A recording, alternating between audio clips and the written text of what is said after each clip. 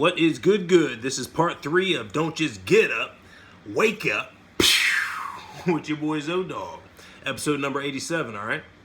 So if you guys are just tuning in once again, today's topic is, did we really land on the moon? Or was this all hoaxed? Was it all staged just to front?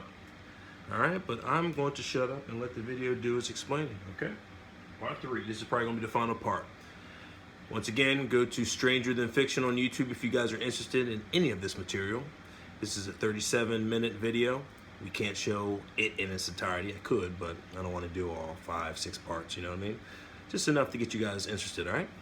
So let's get a crack on that. What you look like, you shouldn't care about that, but they're always very concerned with that monitor. Well, that tells me why. It's when they're using props. All right, let's check out some of these other pictures. I saw another one over here. Google Earth.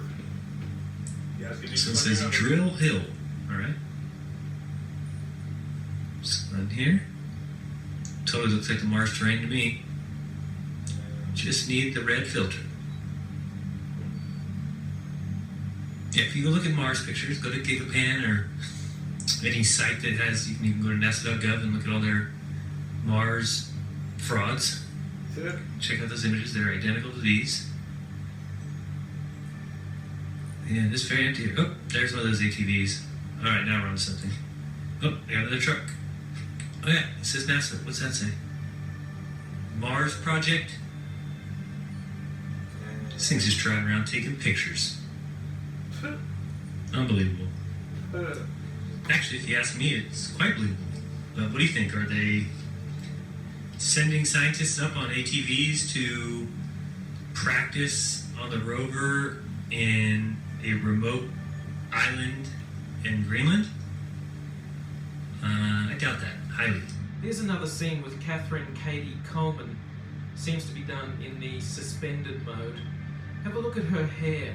There's something odd about her hair. I know this is zero gravity and hair is supposed to stick out and go all over the place, but her hair doesn't really flop around naturally. It's always sticking out kind of rigidly. Maybe they permed it in that position, or perhaps they're hanging her upside down. As she shakes her head from side to side slightly, you can see the hair always springs back to a particular position with respect to her head. It should flop all over the place. Here's iJustine. She has a vlog of her hair flows in the air, as it would, because the hair is moving through air. So it's going to flow as you bounce around.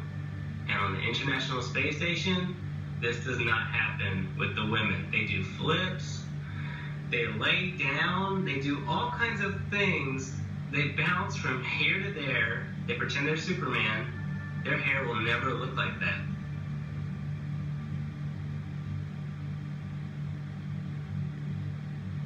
In this scene, Chris Hadfield bends down in order to adjust something, and you can see on the back of his shirt a couple of upticks on either side, where you would expect wires to come in on either side of that harness in order to support it. Of course, they've computer graphicked out the supporting wires. You can't actually see them. It's this Chinese spacewalk. A bubble rises in the pool. It's complete fraud.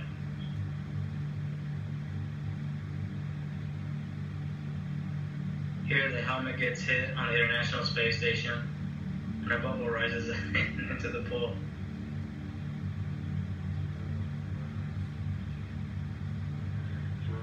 And it takes an odd trajectory because it's in a water pool.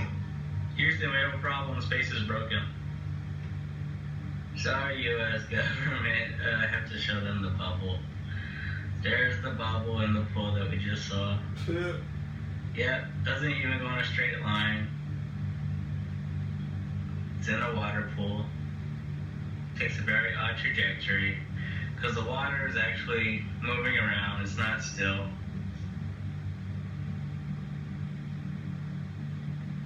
Now check this video out. The whole video is about a minute long. I said 45 seconds before was the maximum for full motion mode.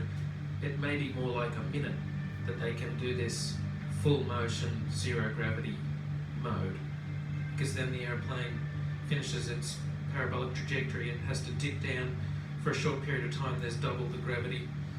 Anyway, have a look at the end of this, and there's a strange motion to the center. Take a look at the way it moves. It kind of skips out of her control a couple of times. First it dips down and then up a little bit, and then at the end it goes up a little bit, and she kind of looks a bit embarrassed, like she's been caught putting her hands in the cookie jar.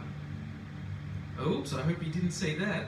No, we didn't see, Katie. Just keep the beautiful smile on your face, and that'll distract us from the hoax. So, in this clip, they're talking live feed, and we have a astronaut go by us in the background, obviously trying to give it a more realistic, spacey, station busy effect. And so we see the guy come flying along in a harness on his wires. Pretty amazing.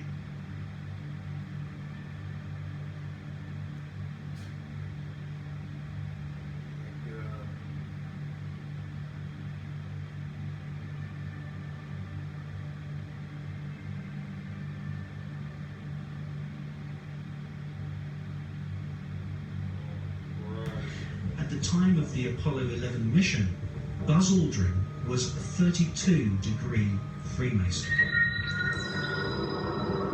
They were in good company, as many of NASA's astronauts were also Freemasons. One of the ways we promote ourselves among Masons, a reason to join, is we consider ourselves the University of Freemasonry.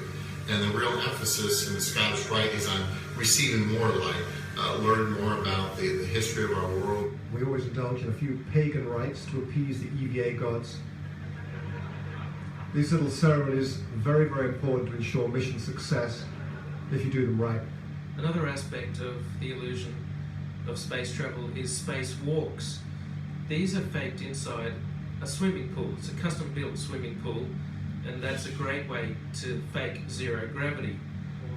About 6 months ago, in 2013, a gallon of water leaked into one of their spacesuits in a matter of seconds.